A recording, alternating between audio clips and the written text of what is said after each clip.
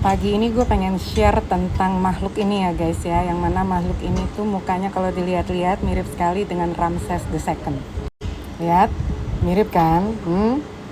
Mirip kan? Ya kan? Jadi Ramses II ini adalah Firaun dari Mesir. Dan dia terkenal telah melakukan genosida yang begitu luar biasa kepada bangsa Yahudi gitu. Nah ini makhluk satu ini ya, kayaknya titisannya dia gitu ya.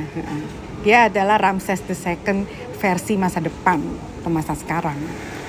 Jadi kalian harus tahu ya, kalau orang ini itu sebenarnya telah melakukan banyak sekali kejahatan dan harus disidangkan, ya kan?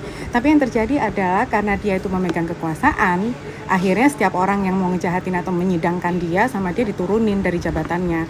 Ada menteri luar negeri pada saat itu, ada menteri pertahanan pada saat itu, dan ini adalah tanggal yang mana selama 1 tahun lebih rakyatnya dia sendiri gitu kan, melakukan demonstrasi besar-besaran dan melakukan protes supaya dia tuh turun, tapi nggak turun-turun selama 15 tahun sampai sekarang. Dan pada tanggal 3 Maret tahun 2023 yang lalu sebenarnya demonstrasi ini telah terjadi lagi untuk menurunkan dia. Tapi emang kurang ajar orang ini gitu ya. Padahal negara dia itu kan adalah negara demokrasi gitu ya, sama kayak Indonesia gitu, kok pisah?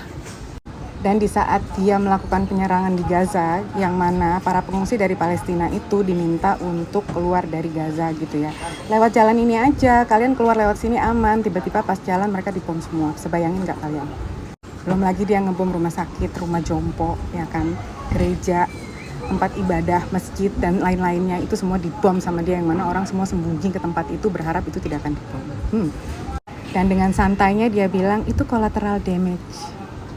Dengan santainya dia bilang begitu. Karena serangan dari Hamas katanya.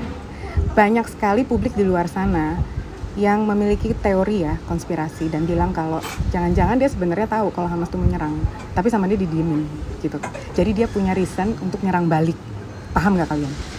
Dan banyak teori konspirasi di luar sana yang bilang kalau dia itu sengaja membiarkan gitu ya Hamas menyerang, supaya dia punya alasan untuk menyerang balik dan melaksanakan apa yang selama ini dia idam-idamkan.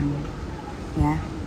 Apa yang dia idam-idamkan, dia mau Nakba ini terulang lagi. Jadi Nakba ini adalah suatu kejadian yang terjadi pada tahun 1948 yang akibatnya itu banyak sekali orang Palestina yang meninggal dunia. Yang mana banyak sekali warga Palestina itu yang terpaksa harus kabur dari tanah mereka sendiri karena takut dibombardir. Kalian harus lihat ya, di tahun 1948 populasi warga Palestina yang ada di wilayah mereka itu 1,4 juta. Tapi setelah peristiwa Nakba, populasinya berkurang drastis menjadi 800.000 aja.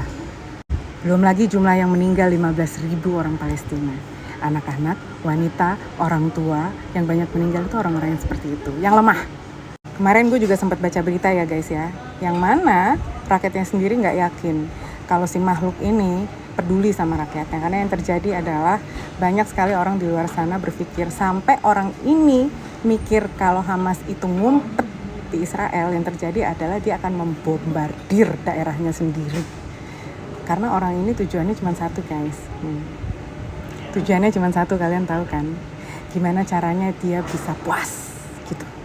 Dan yang gue bingung kok nggak ada, ini satu orang ya, kenapa nggak ada orang yang bisa nangkep dia sih? Tangkep aja udah. Begitu ditangkap selesai ini semua. Gila loh orang ini. Dan yang bikin gue meradang itu 12 jam yang lalu sempat-sempatnya dia masih ngepost gitu ya. Dan masih ngotot gitu. Sedangkan kalian tahu nggak, dia ini kan follow 2 orang, satu bininya, satu anaknya ya. Anaknya itu sejak awal Oktober kemarin duduk manis di Miami. Seperti yang kalian lihat ya, ini dia masih di Florida, di Miami sampai sekarang ya.